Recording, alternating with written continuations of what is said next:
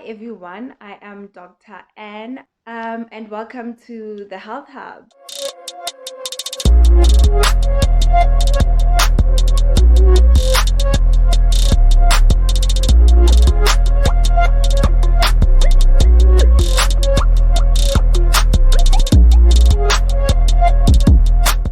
Now, today's topic of discussions, honey, is weight loss.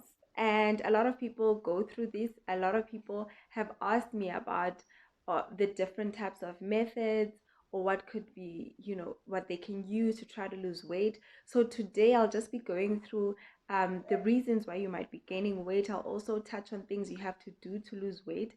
And these things are things that have been trialed and tested, researched. There's been clinical trials. So it's things that I know are meant to work according to the book.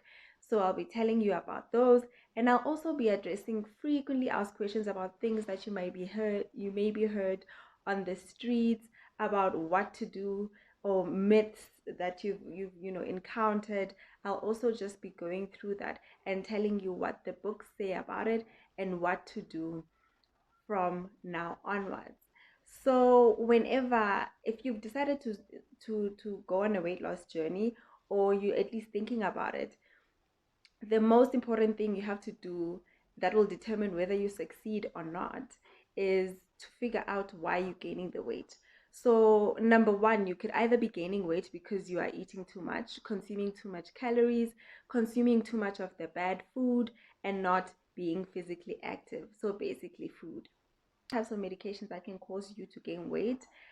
With people with mental illness, it could be antipsychotics or antidepressant medication because they cause increased appetite, and they also tend to cause hypersomnia, so you sleep too much and therefore aren't as physically active, hence why you end up gaining weight.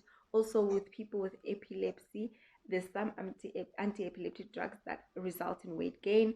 Oral contraceptives or injectable contraceptives can cause weight gain because they're steroids and they cause water retention, and then cause increased weight. And the hormone cortisol is one major stress hormone that results in increased appetite and therefore weight gain. So those are the things you have to look out for. Also, antihistamines like Actin. A lot of people use this. Actually, people who have been on the smaller side of life tend to take Actin to try to gain weight. So if you on Actin for any other reason, beta blockers, they can also cause weight gain in a way that because they decrease your metabolism, and hence why you end up gaining weight. And the other thing that can result in weight gain, or even cause people to struggle to lose weight, regardless of whether they stick on a healthy diet or exercise, in that case, consider medical conditions. So there's certain medical conditions that cause you to gain weight, regardless of whether you exercise or not, and you have to address the condition, treat the condition. And it's things like hypothyroidism. So it's basically an underactive thyroid. Thyroid gland is a gland that sits in front of your neck. It releases thyroid hormone, which plays a huge role in the basically metabolism. So then if we have an underactive thyroid, it results in you not metabolizing food fast enough, and therefore you have then you experience weight gain, as well as diabetes. So you have to go to your doctor. They'll run specific tests, but usually there's a whole conundrum of other symptoms that come with these disorders. You won't just have the weight gain. There'll be other things like changes in mood, changes in skin, hair loss. So you have to just go to your doctor. They'll run some tests. They'll examine you to see what could be the cause in your case. So then once you've figured out why, then you can then basically treat the cause, or like work towards targeting the cause. And in this case, I have a couple of things that I just listed down that I've even tried myself, that have worked and that have been researched. I'll link down a couple of the studies that I used for this video so that you're able to look up any of the articles that prove that there's evidence that's behind all of these methods and that they do work and are beneficial to your health. So the first thing that you have to consider, you have to take note that you can't be doing any of this, especially if you're pregnant or breastfeeding or have a severe uncontrolled type diabetes, because then you have to be closely monitored by your doctor. So please take note that if you are pregnant, you cannot be going on any of the diet. If anything, the focus is on your body being healthy and getting all the nutrients it can get to try to support the growing baby inside of you. So basically, the one thing that you have to do, the number one thing that you have to do is monitor the amount of sugar that you're consuming, or even cut it out completely. So sugar sticks and it causes central obesity, it causes weight gain, and a lot of us are probably addicted to sugar and we don't even know it. So if you decrease the amount of sugar that's going into your body by means of fizzy drinks, alcohol, fruit juices, that's how you can, cut out sugar, basically, by just having maybe water with your meals, or just what's it use those drinks that you can dilute, because then at least you can control the amount of sweetness that goes into them. So sugar isn't the number one thing, sugar consumption. Number two, you have to also it also helps to do calorie restriction. By this I mean you basically limit the amount of calories that you eat in a day.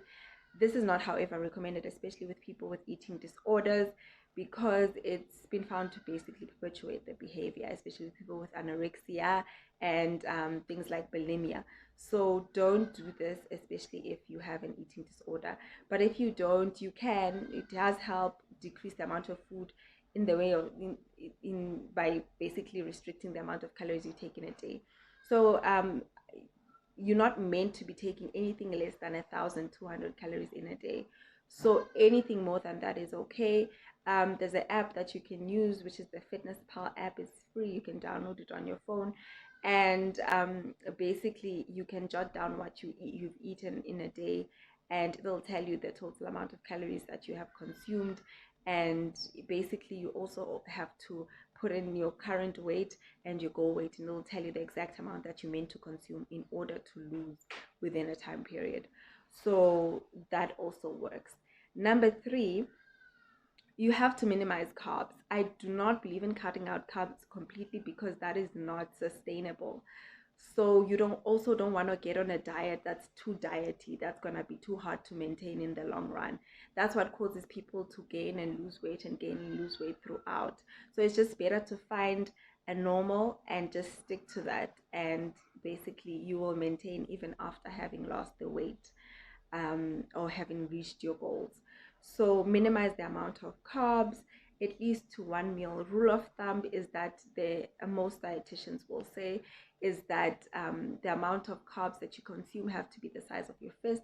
Also, you have to lean towards more grainy carbohydrates, because they have low GI. And by low GI, I mean that instead of this, with low GI, the carbs don't cause a spike. The carbs maintain you for longer in things like brands, or brown rices and things like that, as opposed to foods with high GI, which are very sweet, which will cause a immediate sugar spike in your blood. The other thing that also has been researched quite a lot, especially in the past year, 2 years, is intermittent fasting. So it's basically the buzzword that's been going around in the streets, and yes, it does work. It's been proven to work. I've linked down the studies below that basically dwell on the benefits of intermittent fasting, and how the studies were conducted, and which modality of intermittent fasting is most effective. So the one I prefer myself is the 16-8 hour in type of intermittent fasting. So there's other different types. You can go do research yourself, but this one for me has been the one that's worked for myself. Also, in a lot of studies, I found that this was the one that was found to actually be sustainable and to work. So you fast for 16 hours in a day, and then you eat all your meals within the 8-hour period.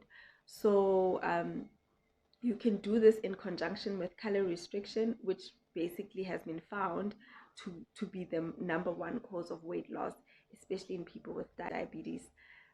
So you can do that in conjunction with that.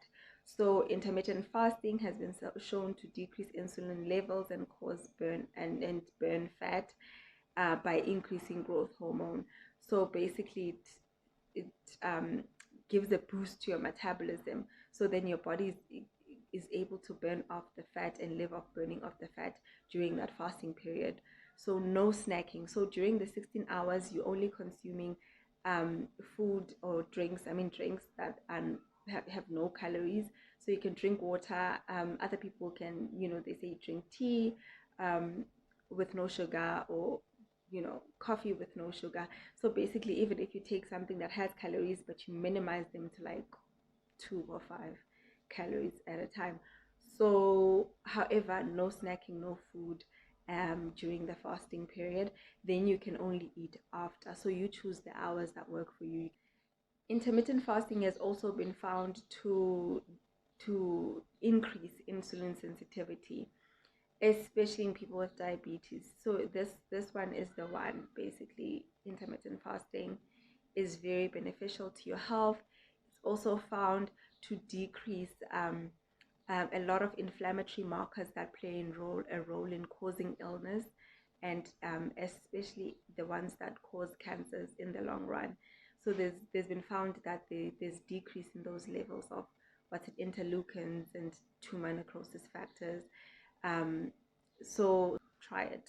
Even if you don't do it for the long run, it's good to get your metabolism going, because a lot of the studies that I picked up was that most people would found basically a difference in the weight or dropped weight, especially after 5 weeks. There was no way you can go in for intermittent fasting for 5 weeks and not see a difference. So it's basically guaranteed that you will find you will get the results. And the other thing that people, I guess, tend to overlook, that's also important when you're trying to lose weight, is sleep. Now, this I did not know until when I was in varsity, and I was sleeping literally 4 hours in a day because we're just up studying, going through the most. And I gained so much weight. And there was a time where I wasn't eating so much, but I still was gaining weight, and I just could not understand. That's when I actually started going into research about sleep and the importance of sleep when it actually comes to weight loss. So lack of sleep or poor sleep has been linked to slowing down of your metabolism, because actually your body, when it's sleeping, or when you're not sleeping and you're up all night, there's increase in, or there's release of stress hormones, and therefore there's also increased appetite. And then there's a specific hormone that's in charge, or that's in control of appetite, and it's ghrelin. And that hormone gets released when you sleep deprived. There's high levels of this hormone that gets released, and because there's high levels of this hormone that gets released, that's why when you're up all night, you feel the urge to snack and eat, and therefore gain weight. So you could just go to sleep and lose weight. You can have cheat days. I feel like for me, you can have cheat meals once a week, but not like the whole month. The other thing that I wanted to touch on also is stress. So stress causes increased weight. I already mentioned the hormone cortisol. When you stress, you release a lot of cortisol, and because your body is under that much stress, cortisol then causes increased appetite, and therefore you eat a lot. So you have to also address stress in your life. Try to find things that also will decrease your stress, and that one thing, which is basically the last thing, is exercise. Exercise has been proven to work, because obviously when you physically active, you're using up energy and you're burning fat basically. So it's not only beneficial in terms of weight loss, but also in terms of muscle mass gainage, in terms of toning your body, for overall cardiovascular function. Exercise is of great importance. So it also helps, especially with mental health, because there's release of those happy hormones, and basically it would decrease your stress, and overall mental function would be improved. So exercise is the last but not the least important thing that I have to mention. And if you've tried any of these, just drop a comment. Tell me how it treated you. Tell me how you responded to it. Tell me if it actually worked for you. Um, and yeah, so now I'll be just going to another segment, which is frequently asked questions. So, Banting. Ranting is a school of thought, or way of, of dieting that basically believes in high fat, no carb, and it's meant to theoretically work because when you're not when you're consuming a lot of fat maintains you in terms of you not being hungry for a period of time compared to carbohydrates. So fat also helps with preventing you having those carb cravings. But the problem with this one, which is why I'm not really for it, and I'm not really for this method, is because of the amount of cholesterol that you end up consuming. So you cannot be eating food that is high in fat because it results in increased cholesterol, and increased cholesterol, basically those fat deposit, it gets deposited into your blood vessels, and then in the end will end up affecting your heart. And it's very controversial. There's studies for it, there's studies, against it. I guess it's something that you'll have to look out for yourself. But I feel you can do it maybe for 2 months, but in the long run, I do not recommend this method in the long run. The other thing that I get asked a lot is over the counter diet pills. Now, these ones are, I feel, a problem. They're very problematic because you don't know whether or not some of them may have thyroid, if not most of them, may affect your thyroid hormone levels. And they burn fat. They meant to work, and they do work. They work by stimulating basically your thyroid hormone. And is a gland that sits in front of your neck, and it releases thyroid hormone, and thyroid hormone is responsible for your metabolism. So it plays on that and increases thyroid levels by mimicking thyroid hormone, and then increasing your metabolism in that way. Then you end up losing weight, but you also have all the other symptoms um, of basically hyperthyroidism or high thyroid hormone levels in your body. So you will have those symptoms of a racing heart, maybe insomnia, things like that. So it's not recommended. The side effects are not good. In the long run, you can even end up being clinically hypothyroid in the end. So that's the other thing you have to it can even induce thyroid problems in the long run, and you end up on chronic medication. So the other thing is that's not over the counter, however, that is prescribed by doctors, is Duramine. A lot of people have asked me about this drug, guys. Like, I don't know, it's another buzzword. It's not a drug that I'd recommend. Let me just get into a bit of what the drug is. Maybe then you'll see that it's actually not a safe drug to be using for weight loss. It's another word for it is phetamine, and it comes either in 15 or 30 milligram doses, and you need a doctor to prescribe it. You can't just go and buy it over the counter. And it's meant to act, or it acts as an appetite suppressant, which works primarily on the hypothalamus. So the problem with it is that it falls under a group of other, a group of, or just a family of drugs, like take crystal meth fall under this category in terms of function, and Ritalin, which is used for kids with ADHD or hyperactive disorders. So it falls under that group of drugs. So you can already see that, it's nothing good is going to come from it. So it acts on the hypothalamus, results in noradrenaline secretion, and therefore if there's high noradrenaline levels in your body, then your body is literally here. It's in fight or flight mode. Hence why your appetite will be suppressed, because when you're in fight or flight, the last thing you think about is eating.